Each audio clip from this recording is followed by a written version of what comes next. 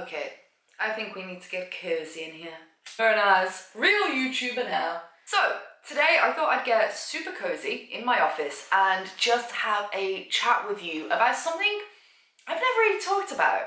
And I think it's a super important topic for people, especially in certain areas, whether you're a freelancer, self-employed, business owner, to talk and share more of our experience and our downfalls, because it's very easy just to give a very quick overview of, yeah, I'm self-employed, I'm doing well, or I'm doing this, or I'm doing that, but giving people actual real advice and knowledge and stories and experience and talking about the downfalls that happen and things you have done wrong. And I think it's super important that we start talking about that, so you know that you're not alone, and maybe I'll know that I'm not alone, and there's no harm in me sharing the things I have done terribly wrong in running my online business and being self-employed. So I made a list. So I'm going to run through 5 of some of the biggest mistakes that I have made working for myself. It'll be great to hear in the comments if you can agree with any of these, or also share your own experience of things that maybe you have done wrong and you look back and you just like shake your head and you cringe. Before we jump into today's video though, I am super happy and excited to announce that this video is sponsored by Skillshare. It's been so long! If you've been around this channel for a while, then I've worked with Skillshare quite a few times in the past. They're a fantastic company. I absolutely love working with them. So when they got in touch to work together again in the new year, I jumped at it. If you haven't been around and you haven't heard of Skillshare, then it is an online learning community. It's got thousands upon thousands of classes available where you can learn anything from accounting to photography to videography to running your online business, everything up until the crafty section of it, how to knit, how to paint, how to like write really that fancy calligraphy, that one. For me, I started using it a long time ago and I was really into looking at more of the photography, crafty side of the site, but now as I'm maturing, and I think it's only fitting for this video, I've started looking at more like business, like basics of business, organizing your finances, things like that. There's a fantastic teacher who's got quite a few videos, which is great for freelancing, called Faye Brown. She's absolutely amazing. Now, Skillshare, if you get premium membership, it's completely unlimited access to all of their online lessons, and of course, I gotta give us something. I gotta give you something. They're giving you 2 months free, premium, unlimited access to their lessons for the first 500 people to click the link down below. And plus, the one thing I do like about Skillshare, after the trial runs out, if you want to carry it on, you can cancel at any time. If you want to carry it on, it's only like, I think the prices are from $10 a month for unlimited access. So it's like crazy cheaper than a lot of their competitors out there. Like, honest to God, it's a really good deal and I can't recommend it enough. So thank you, Skillshare. And on that note of being a freelancer, we are going to now talk about the 5 biggest mistakes I have made. So one I touched on in my last video where I talk about my goals for 2019, and that's not being very money-minded. So long as I can feed myself, home myself, and travel when I want to travel, within reason, of course, and do what I'm doing, and so long as it's all fitting, I don't go out and strive to get more money if I know that everything I want to do is being covered, if that makes sense. I don't know, I'm just not very money oriented, but sometimes in business you kind of have to be.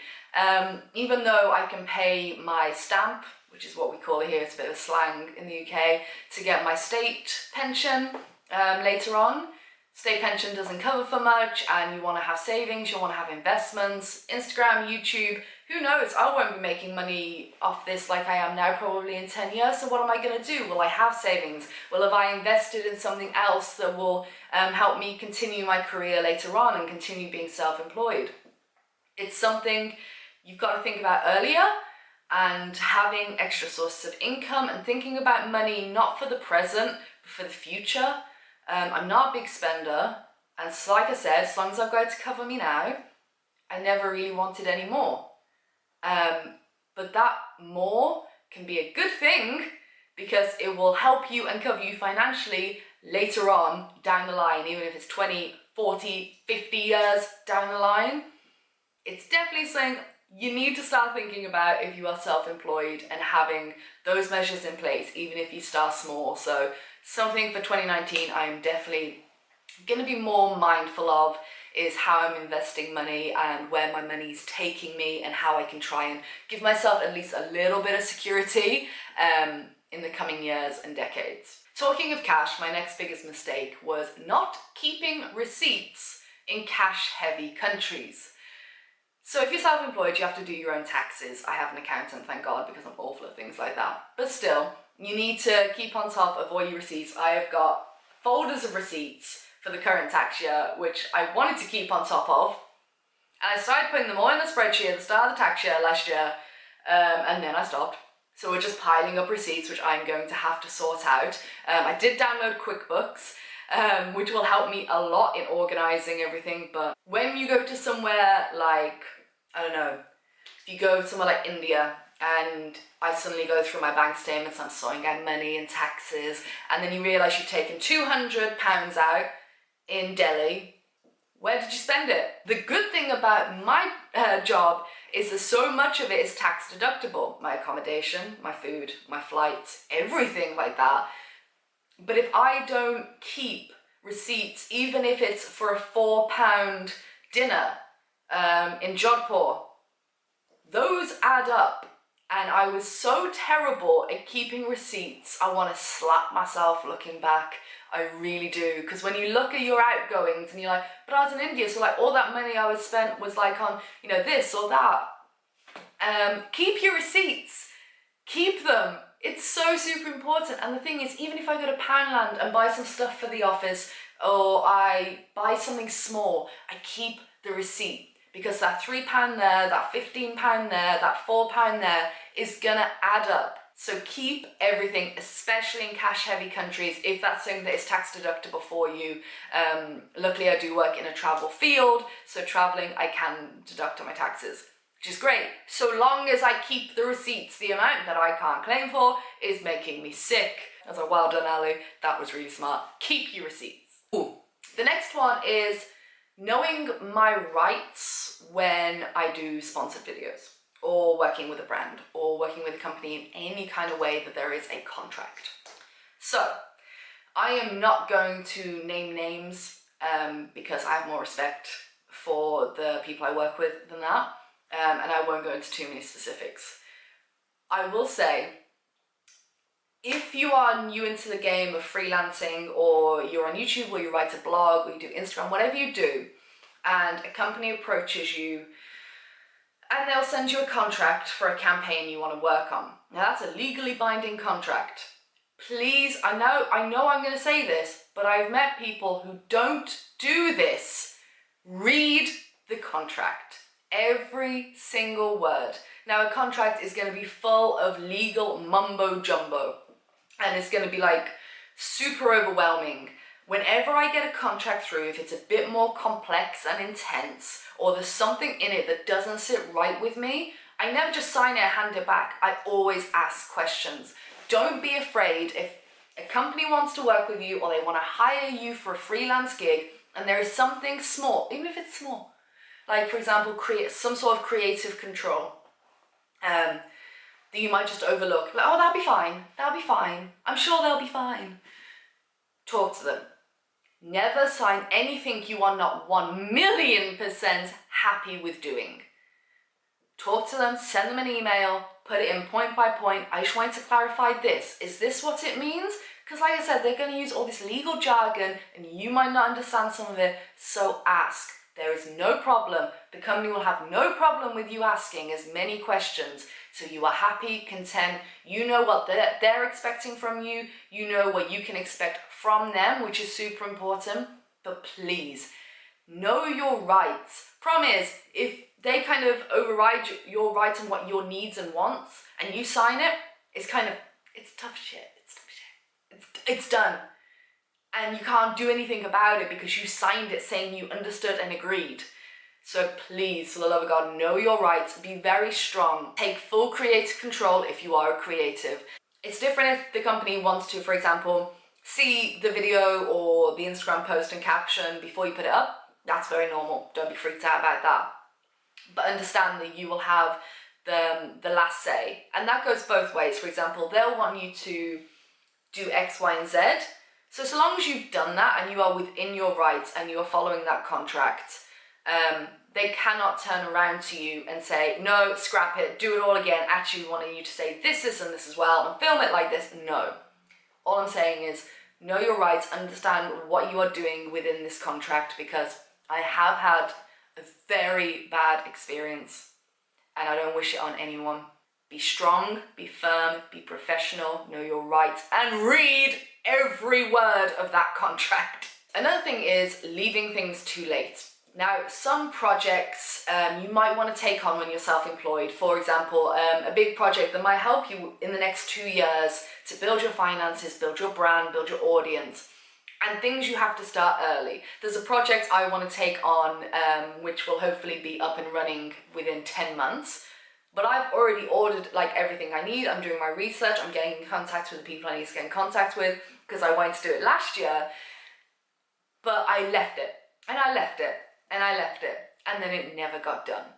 Because for certain things that you want to, maybe it is bringing in extra income for the next financial year, or it's for the next 2 years. In 2 years' time you want to do something, you got to start now, and you've got to put yourself in the mindset that you're acting, that you're acting as if, you know, it's happening now. That's how you've got to tell yourself. You've got to tell yourself, it's happening now, I'm doing it now. Not thinking, oh, it's not till 2020 that this is going to be happening. No, it's happening now. And I was really bad at that. I just left things because I was seeing them like in the future, and therefore I had more time, and you don't. So start projects early and commit to them early. Don't just start them and brainstorm them and then leave them. We all do it. But if it's something you really want to do, jump at it. Get the ball rolling and get it done, because later on you will thank yourself, even if it feels so far away now. And the fifth and final point I want to talk about, something that really is really important and really messed me up, is the biggest mistake I made was listening to everyone else's advice on how I should be working. Now, a lot of people will have hints and tips and different strategies on how to work, and that's amazing, and you should definitely play with them. I know Skillshare, especially Faye, she talks a lot about different styles, so you can kind of pick your own of working and productivity and all that. Play with them, see which one works best for you, but not only that, commit. So for example, I work really well in the mornings. I am an early bird. I can wake up at 5 a.m. if I want to, have a coffee, have a shower, have breakfast, start work by 6. Now I wake up at 7 a.m. every day, and by 8 I'm done. I'm showered, I've had my breakfast, I slowly woke up, enjoyed a nice big coffee, woke myself up in my own time, because that's what I like in the morning. I don't like rushing in the morning. Give myself an hour, and then from 8 I am literally like buzzing. I am the most focused I will be at that moment than any other time of the day. Come 1 o'clock, 2 o'clock, I'm fading now. I'm really fading. It got to the point where it would get to like 1 o'clock, and everyone has that slump, especially if you have lunch, which I don't do until I've done all my big stuff, but I'll come on that in a minute. I just slumped so hard, I couldn't mentally bring myself to do certain tasks. Now, that went on for a while, and then you feel guilty because you're wasting time, and that's only because you're not working within the realms that are best for you. So, here's my day. I wake up at 7, start work around 8 or whatever, around that time, and I will do all of the big, juicy, important things. Normally it's filming a video, editing videos, maybe it's a blog post, mass emails that come through that I need to get sorted. The big chunky stuff that takes hours and I need full concentration and energy. I'm very energized in the morning. I mean, the time now is 5 to 1, and just before filming this video, I went downstairs and I had no reason to go downstairs. And I stopped myself. I was like, what are you doing? Get back up. We got one more video, then you can have your lunch. I know me, so that's when I do all my big important stuff. But then after I have lunch, I can still work after 1 o'clock, even if I feel like, oh, I'm a bit tired. So after lunch, I will do some housework. I will go and run some errands. I'm very good in the evenings of like doodling, writing lists, looking at flight comparisons, deciding on what country I might want to go to and researching and reading about that. Maybe there's a product I want to come out with, so I'm doodling like drafts of like what the product could look like, and then Googling like who would sell this product. Is there a wholesale price? Oh, I need to check out the tax for that. I'm very good at that stuff later on, where you can sit down, throw some catch up or Netflix on the TV, sit down with a notebook, start doodling, do some brainstorming. I can do that later. So I spend my whole day, and then my evenings are completely for Scott and I. I do not work in the evening unless there is something big that has to be done. But I try and work my ass off in the morning, like really hard, like 5-6 hours, non-stop. I might go and grab a cup of tea or a snack or something, but I don't stop. I kill it really strong in those 6 hours. And then later I can do a couple of hours here and there if I need to, do some creative work, I can get housework done, I can put an episode on Netflix if I want to, I can go out and see a friend, go and see my mom, go to Asda, buy some bananas. The point I'm trying to make is I listened to everyone else and I was like, well, no one else is getting a slump at 1 o'clock and then not wanting to do anything. What is wrong with me? And then I forced myself to work and feel shit about it. I'm like, is it how everyone works? Loads of people stay up till 2 a.m. Should I be staying up till 2 a.m? No. Some people will be night owls? Yes, night owls. You'll be night owls and you'll suddenly fire up at 10 p.m. And that's it. That is your time. But you've got to, one, find out when you work the best, when your energies are super high, and then when they're not. And don't fight it. Don't be mad at it. Don't beat yourself up and compare yourself to everyone else you're listening and watching online who's doing this, that, and the other at this time of day or night or whatever. Do you, and then try and make it work for you and commit to it, embrace it, because being self-employed or running your own business, it's all about living the life you want to live. So curate the life you want to live. Stop comparing it to others. They're on a different path and other things are working for them. Find what works for you. If it is that you have to sit at your office desk or on the floor at 10 p.m. because suddenly you are full of ideas, full of energy, then do it. Make use of your time and be honest with yourself. If you want to be lazy in the morning, you don't like to get out of bed, you find you can't even bring yourself to write an email before like 3 p.m, 4 p.m, don't. Do something else in that time. Do the housework, go out to Asda, buy your shopping, go and see a friend. Do all the other commitments you've got then. Just embrace who you are. Because fighting it, you're not going to get anything done and you're just going to fill yourself full of anxiety and guilt of not working when you should be working. So yeah. I'm going to leave it on that because that's my biggest piece of advice to you, because since I embraced who I am and how I work, I am so productive and happy, so happy and content with my work-life balance. Let me know if you are self-employed, a freelancer, own your own business. Please do share your knowledge down below. What mistakes did you make? Because we all make them, and I prefer to make 20 mistakes and learn 20 things than be too scared to make a single one and come out exactly the same as I was when I went in. So yeah, do share your stories down below, and big thank you to Skillshare. Don't forget, first 500 people that sign up clicking the link will get 2 months free premium unlimited access. So go and learn some skills. They are fantastic. I'm gonna love you and leave you. I really enjoyed this kind of business talk. If you want more videos like this, you have any ideas, if you have any questions on even the boring things, I don't know, taxes, how I organize my paperwork, I don't know. If you'd like more business chat, do let me know. I know it's not for everyone, but I really enjoyed sharing the knowledge and my downfalls.